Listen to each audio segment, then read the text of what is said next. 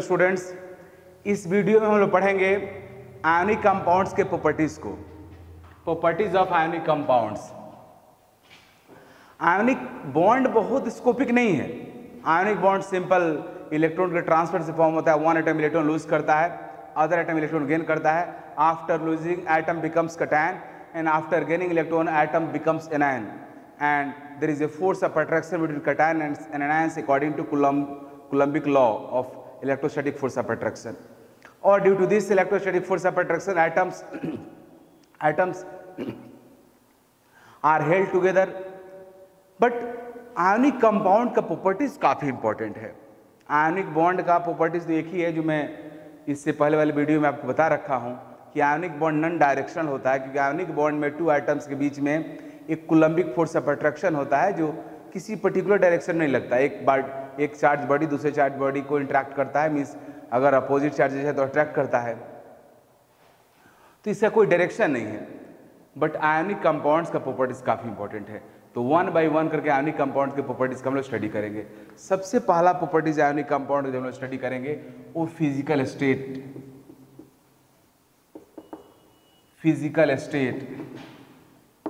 Of ionic compound. देखो ये compounds का शॉर्ट फॉर्म है, इसलिए मैं कंपाउंड्स के शॉर्ट फॉर्म को लिख सकता हूं, बट आप एकेडमिक एग्जाम में शॉर्ट फॉर्म का इस्तेमाल नहीं कर सकते हो। आपको पूरा कंपाउंड का कंप्लीट स्पेलिंग लिखना होगा, बट यह शॉर्ट फॉर्म अलाउड है।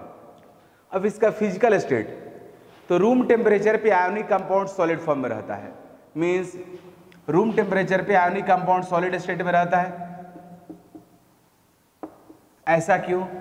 क्योंकि आपको तो पता है किसी मैटर के स्टेट के लिए रिस्पॉन्सिबल है उसके intermolecular force of attraction, and ionic compound में आयंस के बीच में strong electrostatic force of attraction act होता है, जिसको हम बोलते हैं कुलम्बिक फोर्स ऑफ अट्रैक्शन।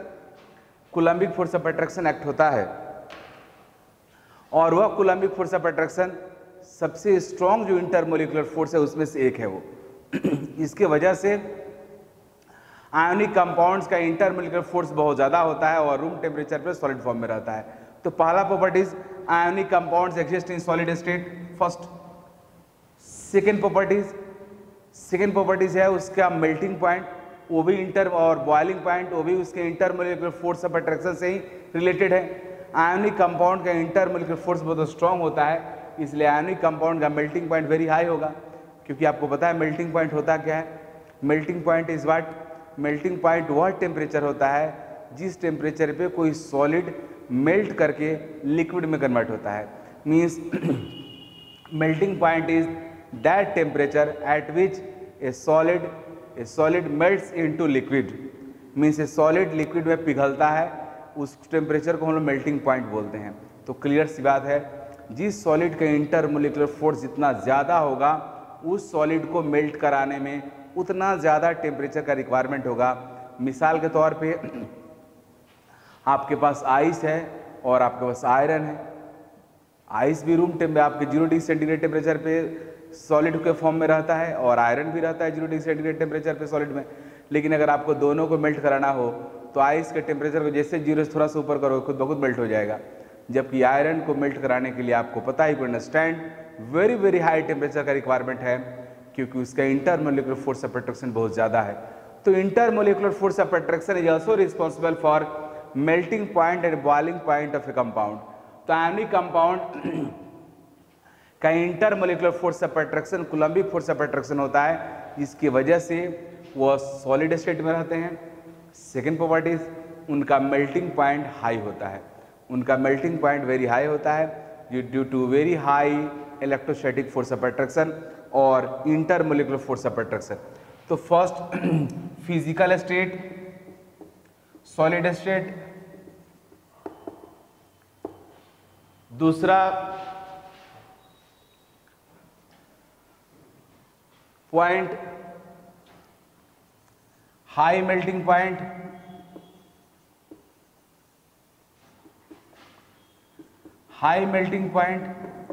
और इस दोनों के लिए कौन रिस्पॉन्सिबल है?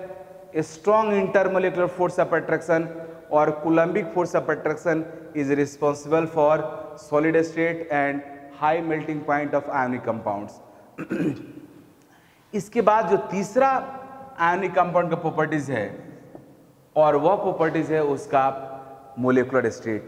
आयनिक कंपाउंड मोलिकुलर फॉर्म में एग्जिस्ट नहीं करते। This is very very important point, ये सबसे इंपॉर्टेंट पॉइंट है और इसी चीज को आपको अंडरस्टैंड करने की जरूरत है। Means you have to understand this. Means third properties of ionic compound is they doesn't exist in molecular form, means they have no molecular form. Ionic compounds have no discrete molecular form, have no discrete molecular form.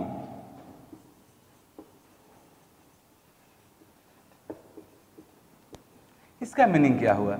Means ionic compound के पास कोई molecular form में नहीं रहता है। Ionic compound अलग अलग molecular form में exist नहीं करता है। इसका मतलब क्या हुआ?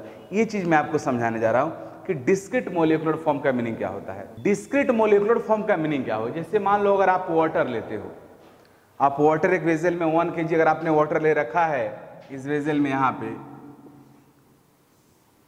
आप अगर वाटर लिए हो 1 kg, मान लो आपने वाटर लिया, तो आप इसको माइक्रो वॉच करोगे तो आपको दिखेगा कि इसमें वो H2 मोलिकुल, मीन्स ये H2 मीन्स 2 हाइड्रोजन 1 ऑक्सीजन का 1 मोलिकुल है वाटर का। ये सारे डिस्क्रीट हैं, अलग अलग हैं।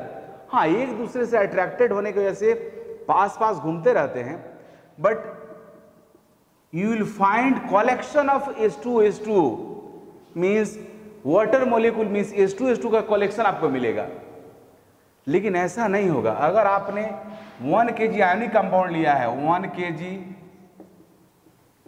अगर आपने सोडियम क्लोराइड लिया है, तो ऐसा नहीं होगा कि सोडियम क्लोराइड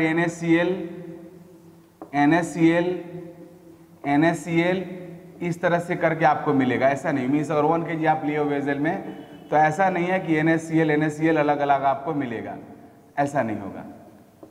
क्योंकि ionic compound discrete molecular form में एग्जिस्ट नहीं करता है। मीन्स आयनिक कंपाउंड अलग अलग मोलिकुलर फॉर्म में एग्जिस्ट करता ही नहीं है। मीन्स इसके पास मोलिकुलर फॉर्म ही नहीं होता है। तो फिर होता क्या है? What is the actual form of existence of ionic compounds? Ionic compound आखिर एग्जिस्ट किस फॉर्म में करता है? तो आयनिक कंपाउंड एक्चुअल में क्रिस्टल लैटिस के फॉर्म में एग्जिस्ट करता है।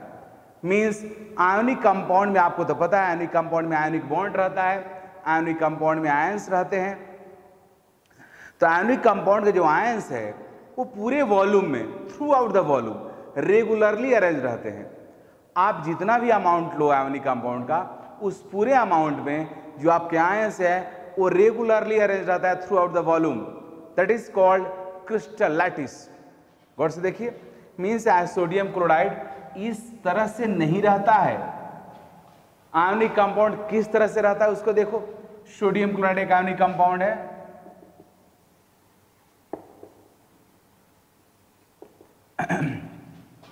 एक्चुअल फॉर्म क्या है आयनिक कंपाउंड का?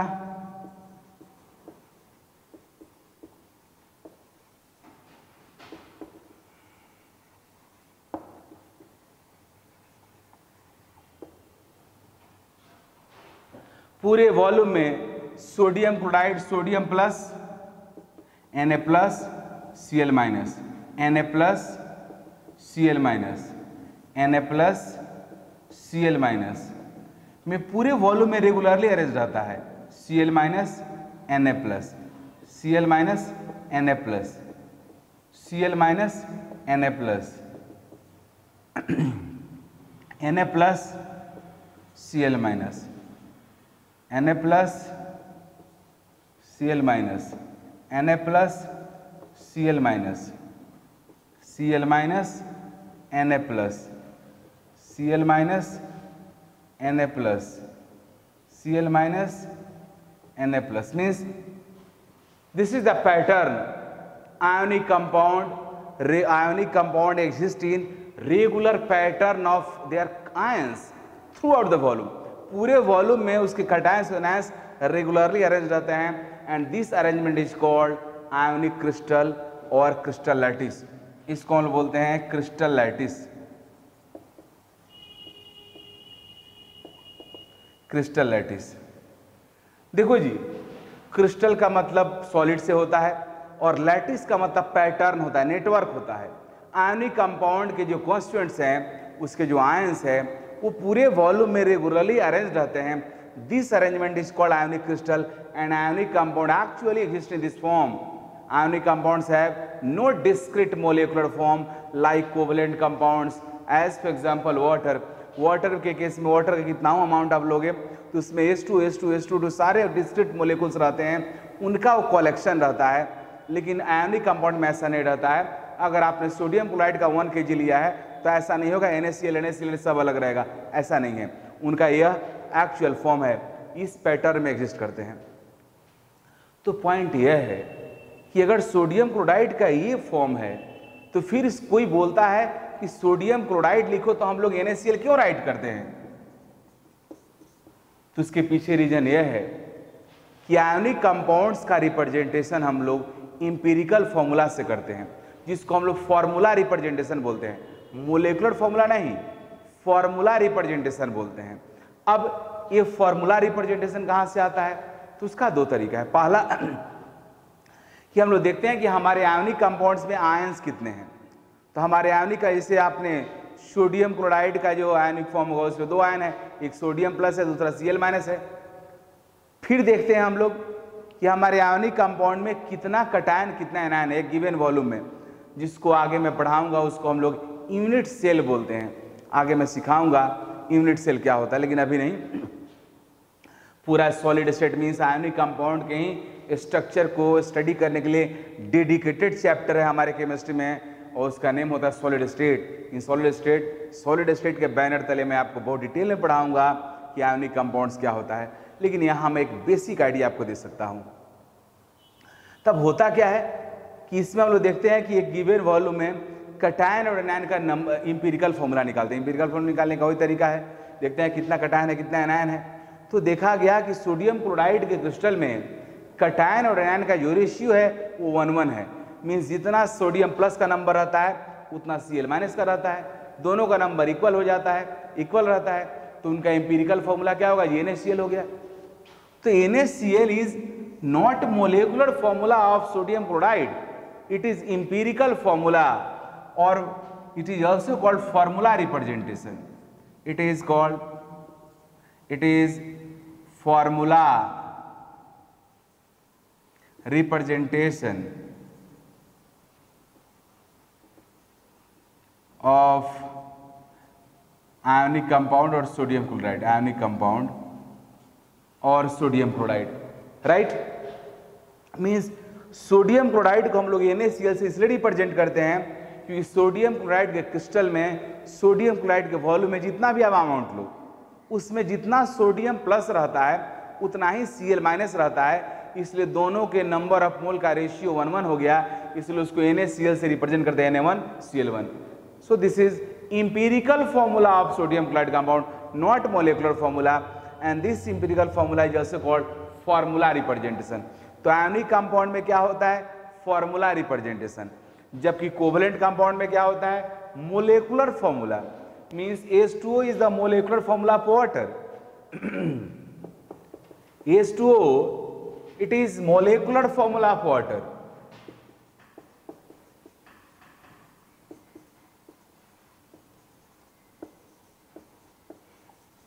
ये वाटर का मोलिकुलर फॉर्मूला हुआ क्योंकि मोलिकुलर फॉर्म एग्जिस्ट करता है, बट आयनिक कंपाउंड एग्जिस्ट नहीं करता है। अब लेकिन अगला पॉइंट मैं आपको यह बताने जा रहा हूं कि ये तो क्लियर हो गया कि आयनिक कंपाउंड मोलिकुलर फॉर्मूला में एग्जिस्ट, मोलिकुलर फॉर्म में एग्जिस्ट नहीं करता, इसलिए उनके पास कोई मोलिकुलर फॉर्मूला नहीं होता है। लेकिन अब केमिस्ट्री को आसान बनाने के लिए और स्टूडेंट्स को इजीली कंफर्टेबली पढ़ाने के लिए हम लोग जो आयनिक कंपाउंड का जो फॉर्मूला रिप्रेजेंटेशन है उसको मोलिकुलर फॉर्मूला जैसा ट्रीट करते हैं। अब सोडियम क्लोराइड, कोई आपसे बोलेगा कि what is the molecular weight of sodium chloride, तो you shouldn't ask why you call sodium chloride as a molecule. It is not a molecule, it is ionic compound. Then how could I calculate molecular weight of sodium chloride? No, ये आपको बोलने की जरूरत नहीं है। अगर कोई पूछता है कि what is the molecular sodium chloride, means they expect you, they expect from you that you should assume sodium chloride is formula represented sodium chloride as molecular formula. Means अगर आपसे कोई पूछता है कि सोडियम क्लोराइड का molecular wait क्या है, means आपसे वो कह रहा है कि आप एज्यूम करो कि सोडियम क्लोराइड का जो फॉर्मूला रिप्रेजेंटेशन है वही उसका मोलेकुलर फॉर्मूला हो गया।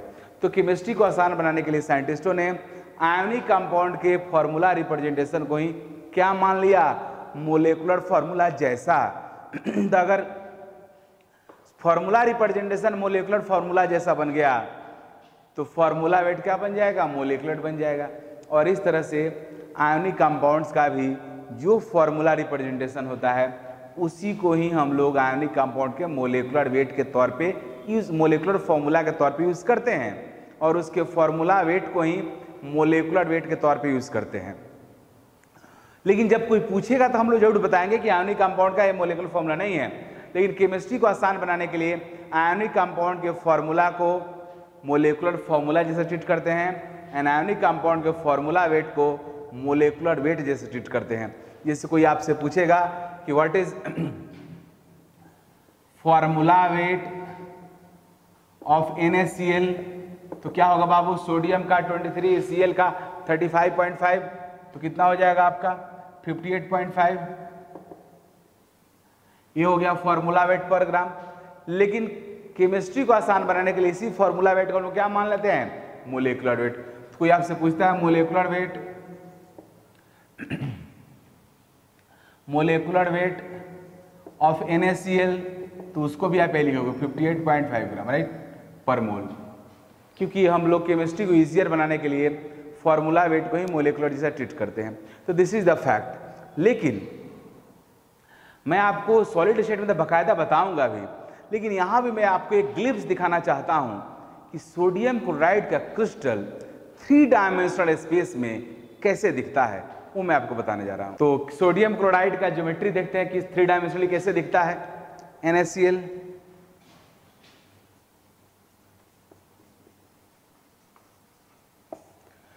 देखो जी, एक क्यूब देख रहे हो आप सब।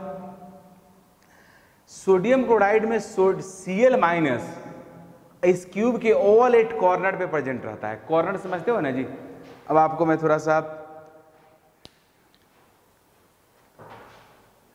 ये डस्टर आप देख रहे हो, हालांकि ये क्यूब नहीं है, क्यूबॉइड है, लेकिन फिर भी इसको समझो।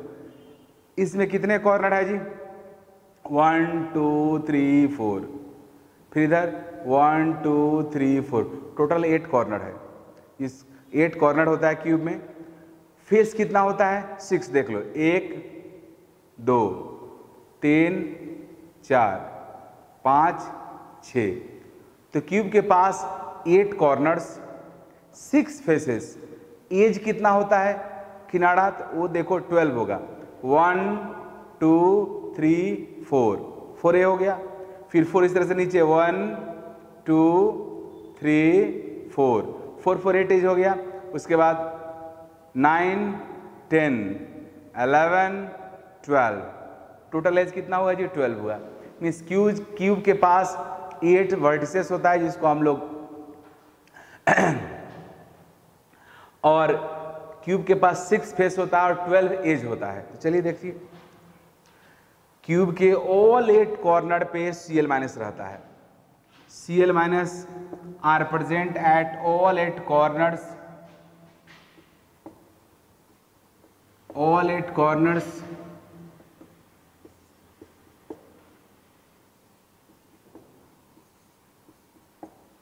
as well as at the center of 6 faces, 6 face के सेंटर पे रहता है। अब 6 फेस पहले यहां देख लो, फिर इस पे देखना, एक फेस यह हुआ, एक फेस इसके नीचे, तो इसके सेंटर पे, इसके सेंटर पे, इसके सेंटर पे, इसके सेंटर पे, इसके सेंटर पे, इसके सेंटर पे। तो चलो देखो यहां पे देखो, देखो जी, एक फेस यह हुआ, इसके सेंटर पे Cl माइनस रहता है। एक फेस यह हुआ, इसके सेंटर पे Cl माइनस रहता है। एक फेस यह हुआ, इसके सेंटर पे Cl माइनस रहता है। एक फेस यह हुआ, इसके सेंटर पे Cl माइनस रहता है, राइट। एक फेस यह हुआ, इसके सेंटर पे Cl माइनस रहता है, एक फेस यह हुआ, इसके सेंटर पे Cl माइनस रहता है।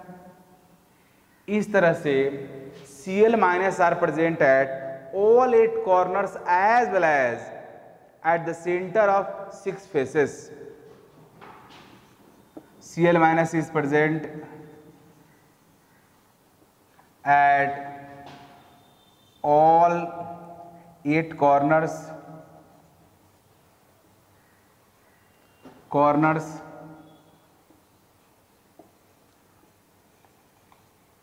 all 8 corners of cube as well as at the 6 faces.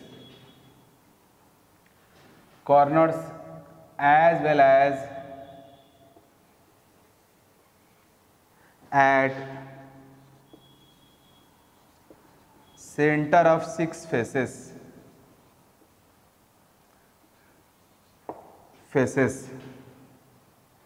of cube. अब सोडियम प्लस कहाँ रहता है, तो इसको देखो, सोडियम प्लस एक तो सेंटर पर रहता है, क्यूब के सेंटर पर रहता है यहां पे, और ऑल 12 एजेज के सेंटर पे भी रहता है।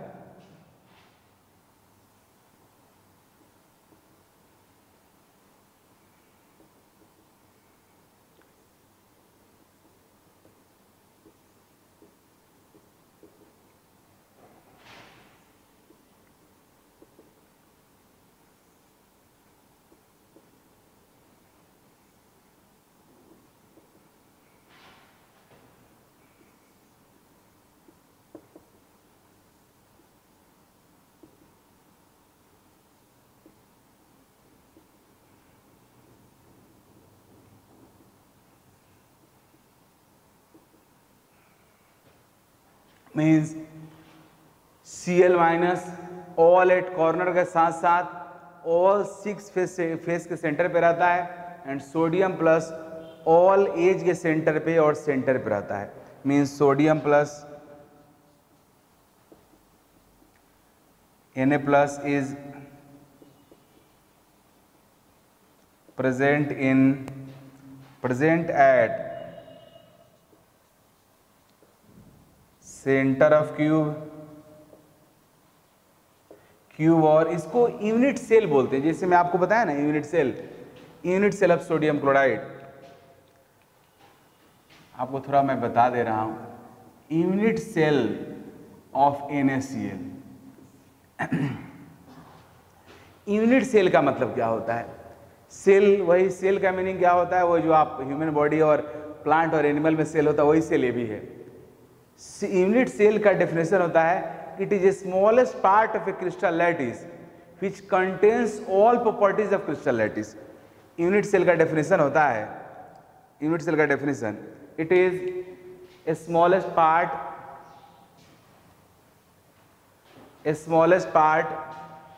it is a smallest part of a crystal lattice which contains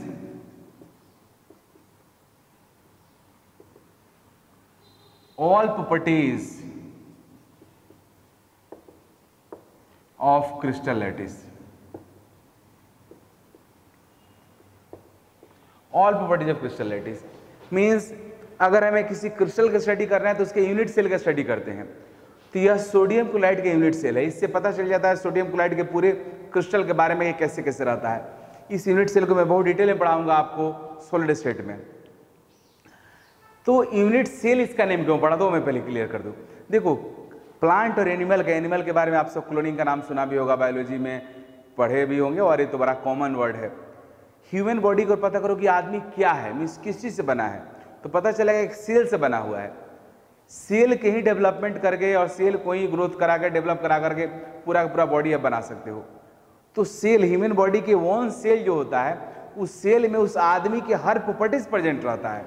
इसीलिए इसको हम लोग यूनिट सेल बोलते हैं, वह यूनिट सेल जो क्रिस्टल की ऑल प्रॉपर्टीज को रिप्रेजेंट करता है। इसलिए this is unit cell of sodium chloride. Sodium chloride का यूनिट सेल है। सोडियम क्लोराइड का यूनिट सेल का शेप क्यूब के शेप में रहता है और इस क्यूब के ऑल 8 कॉर्नर के साथ साथ ऑल 6 फेस के सेंटर पे भी Cl- प्रेजेंट रहता है। एंड सोडियम प्लस क्यूब के सेंटर मींस यूनिट सेल के सेंटर के साथ साथ उसके सभी एज के सेंटर भी प्रेजेंट रहता है। Means sodium is present at the center of cube as well as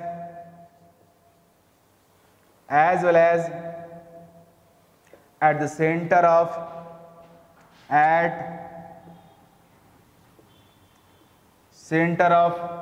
all 12 edges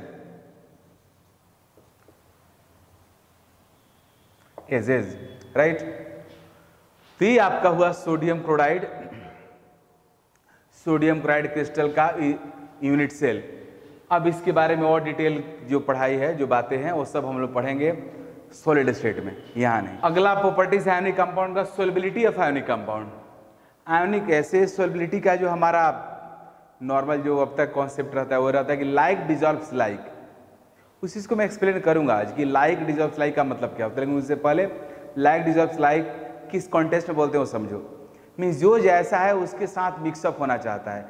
ये तो नेचुरल फिनोमेना भी है, ये तो ह्यूमन बींग का नेचर भी है। अपने कैटेगरी के आदमी को ढूंढ लेता है आदमी और उसको दोस्त बना लेता है, जबकि ये सही नहीं है। आप जिस लेवल के हैं उसी लेवल के आदमी को अगर दोस्त बनाओगे तो आपके लेवल में कोई इंप्रूवमेंट नहीं होगा। अगर आप चाहते हो कि नहीं आपका लेवल बढ़े तो अपने से बेटर लोगों से आप संपर्क करो, तो फिर इस तरह से आपका इंप्रूवमेंट होगा। खैर वो तो अनदर मैटर है, वो सोशल प्रॉब्लम है। फिलहाल मैं आपको केमिस्ट्री बता रहा हूँ। तो सोल्युबिलिटी में आयोनिक कंपाउंड अगर कोई है तो वह आयोनिक मींस आयोनिक कंपाउंड को पोलर बोलते हैं। आगे मैं पढ़ाऊंगा पोलर क्यों बोलते हैं। पोल का मतलब चार्ज होता है। आयोनिक कंपाउंड में आयंस के ऊपर चार्ज रहता है, इसलिए आयोनिक कंपाउंड्स को हम लोग पोलर कंपाउंड ही बोलते हैं।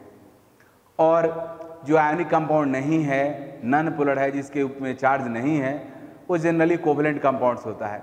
तो आयोनिक कंपाउंड पोलर होता है, इसलिए पोलर सॉल्वेंट में मोर सोलेबल होता है। And non ionic compound less polar होता है या नॉन पोलर होता है, तो less polar non polar solvent में मोर सोलेबल होता है। ये less polar non polar solvent more polar क्या, ये सब कुछ आगे मैं बताऊं, एक एक करके पढ़ते जाओगे समझ में आता जाएगा, क्योंकि अभी तो हम लोग केमिकल बॉन्डिंग स्टार्ट ही किए हैं। बट फिलहाल मैं आपको जो सॉल्युबिलिटी की बात करूंगा वो वाटर के रिस्पेक्ट में करूंगा। और आयोनिक कंपाउंड वाटर में सोलेबल होता है, क्योंकि वाटर एक पोलर सॉल्वेंट है। वाटर पोलर सॉल्वेंट कैसे हुआ उसका डिस्कशन मैं आपसे आगे करूंगा, लेकिन अभी इतना मैं बता सकता हूं कि वाटर में ऑक्सीजन और हाइड्रोजन के बीच बॉन्ड रहता है। ऑक्सीजन का इलेक्ट्रोनेगेटिविटी हाइड्रोजन से ज़्यादा होता है, इसलिए ऑक्सीजन हाइड्रोजन के बॉन्डेड इलेक्ट्रॉन को अपने तरफ अट्रैक्ट कर लेता है, जिसकी वजह से हाइड्रोजन पे आ जाता है पॉजिटिव चार्ज और ऑक्सीजन पे आ जाता है निगेटिव चार्ज। चार्ज डेवलप होने का मीनिंग हुआ पोल डेवलप हो गया, पोल डेवलप होने का मीनिंग हुआ मॉलिक्यूल पोलर हो गया। तो वाटर एक पोलर सॉल्वेंट है, इसलिए वाटर में आयोनिक कंपाउंड सोलेबल होता है। ये क्लियर हो गया। अब वाटर के अंदर सोल्युबिलिटी कैसे क्या होता है, तो आप बहुत पहले से पढ़ते आ रहे हो कि आयोनिक कंपाउंड को जब वाटर में डालते हैं तो अपने आयंस में डिसोसिएट हो जाता है। मींस सोडियम क्लोराइड को वाटर में डालोगे तो Na+Cl- वो ब्रेक हो जाता है। आज मैं बताऊंगा कि ऐसा क्यों होता है, लेकिन उससे पहले ionic compounds are soluble in polar solvent like water, ये हमारा इंपॉर्टेंट पॉइंट है। लेकिन आयोनिक कंपाउंड वाटर में सोलेबल क्यों होता है, आयोनिक कंपाउंड वाटर में जाकर के अपने आयन से डिसोसिएट क्यों होता है, उस चीज को मैं बताऊंगा। यहाँ पे ionic compounds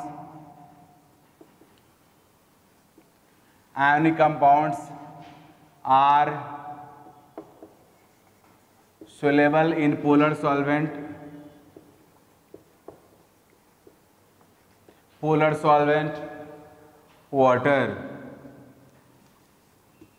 water. Ionic compound polar होता है, इसलिए पोलर सॉल्वेंट वाटर में मोर सोलेबल होता है, जिसको हम बोलते हैं लाइक डिजॉल्व्स लाइक। अब ionic compound polar means ionic compound water में जाकर के किस तरह से डिजॉल्व होता है। डिसोल्यूशन का मतलब क्या होता है, सोलेबल का मीनिंग क्या होता है। जैसे आप जो सबसे पॉपुलर सॉल्युबिलिटी जिसको आप डे टू लाइफ में करते हो उसका नाम है शरबत बनाना, मीन्स सिरप बनाना। पानी में आप चीनी को डाल करके उसको डिजोल्व कराते हो, मीन्स उस तरह के सेक करते हो। सेक करने के बाद वो कुछ देर बाद शुगर डिसेपियर हो जाता है। अगर वाटर से शुगर डिसेपियर हो गया, इसका मीनिंग हुआ कि शुगर वाटर में डिजोल्व हो गया, मीन्स शुगर, क्योंकि शुगर वाटर में सोलेबल होता है। अब शुगर वाटर में सोलेबल क्यों होता है, इसकी एक अलग स्टोरी है जो आगे मैं आपसे शेयर करूंगा। फिलहाल मैं आपको यह बता रहा हूं कि सोलेबल का मीनिंग हुआ अगर किसी सॉल्यूट को किसी सॉल्वेंट में डालते हो, अगर वो सॉल्यूट सॉल्वेंट में नहीं दिख रहा है, इसका मीनिंग हुआ कि दोनों एक दूसरे में आपस में क्या हो गया, मिक्सअप हो गया, जिसको हम लोग सोल्युबिलिटी बोलते हैं। आयनिक कंपाउंड वाटर में बहुत सोलेबल होता है, जैसे देखते हो सोडियम क्लोराइड, टेबल सॉल्ट जिसको नमक बोलते हो, खाते हो, उसको पानी में डालो, पानी में डालते ही कुछ देर बाद गायब हो जाएगा।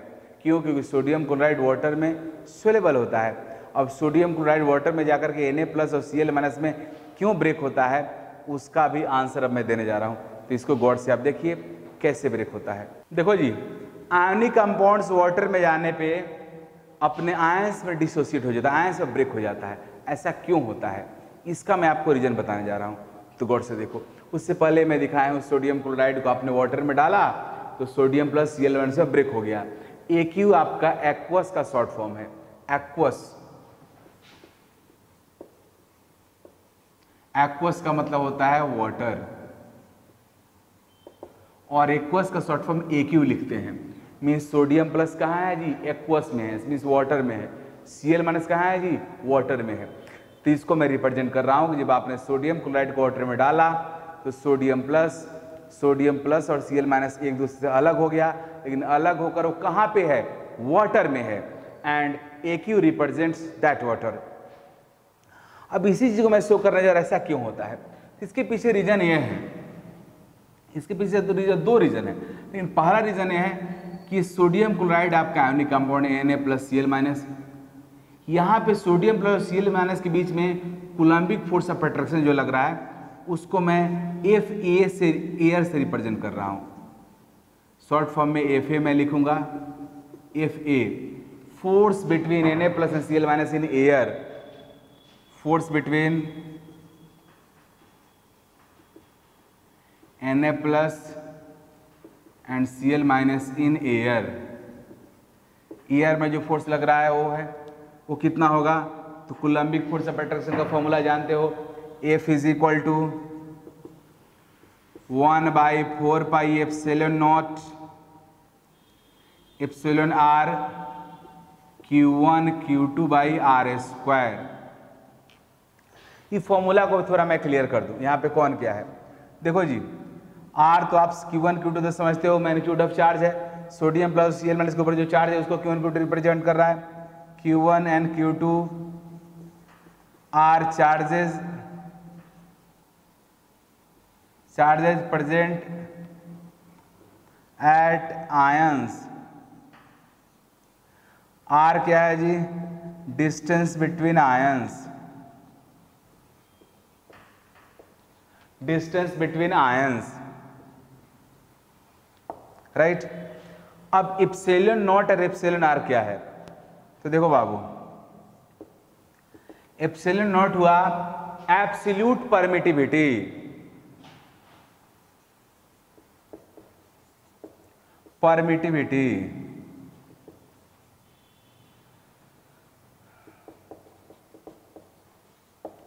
एंड एप्सिलॉन आर हुआ रिलेटिव परमिटिविटी, जिसको हम लोग डाइलेक्ट्रिक कांस्टेंट भी बोलते हैं, रिलेटिव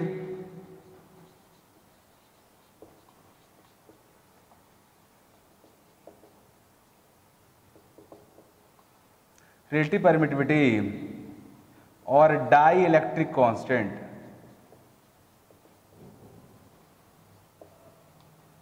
डाइलेक्ट्रिक कांस्टेंट।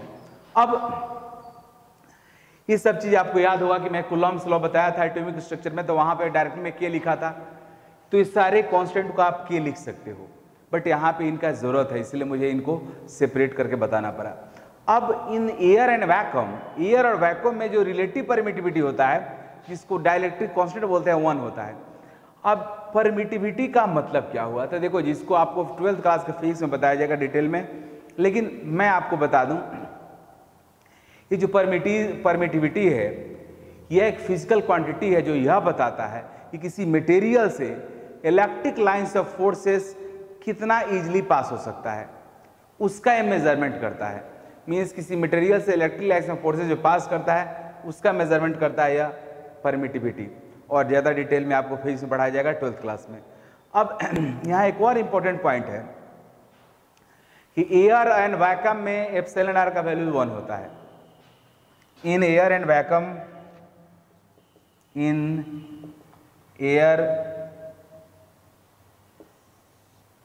एयर और इन वैक्यूम एप्सिलॉन आर, इसको मैं ऊपर लिख दे रहा हूं, हो सकता है तुम सबको प्रॉब्लम हो।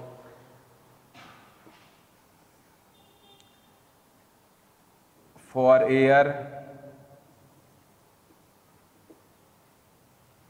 और वैक्यूम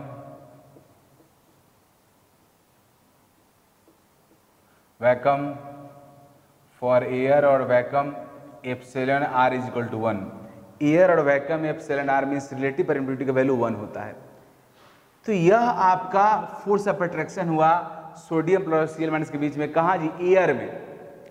अब जैसे ही आप सोडियम क्लोराइड को वाटर में डालते हो, फोर्स ऑफ अट्रैक्शन एकाएक 80 टाइम्स Na प्लस और Cl- के बीच का force of attraction 80 times decrease होता है, because dielectric constant of water is 80।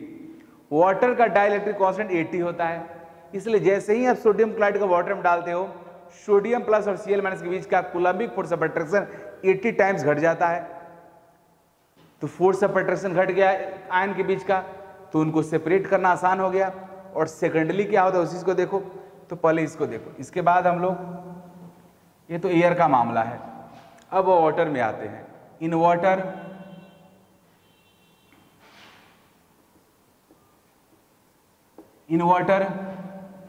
Epsilon R is equal to 80। तो force of attraction between ions क्या हो जाएगा जी?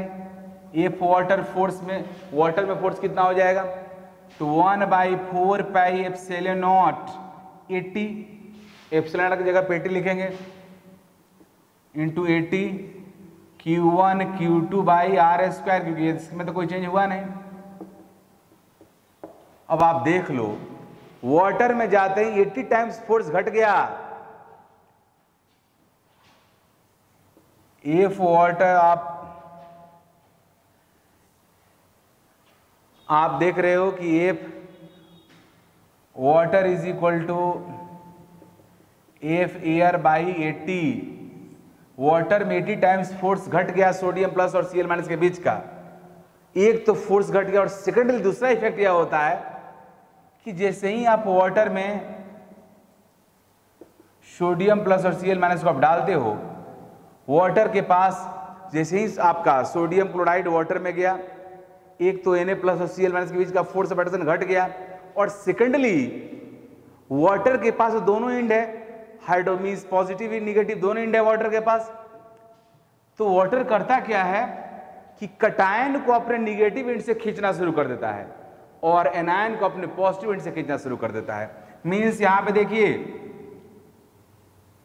तुम्हारा वाटर अपने ऑक्सीजन एंड से सोडियम प्लस को अट्रैक्ट करने लगता है,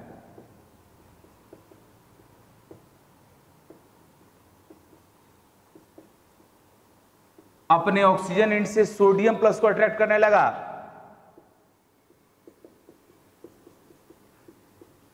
और अपने पॉजिटिव एंड से मींस हाइड्रोजन से Cl- को अट्रैक्ट करने लगता है।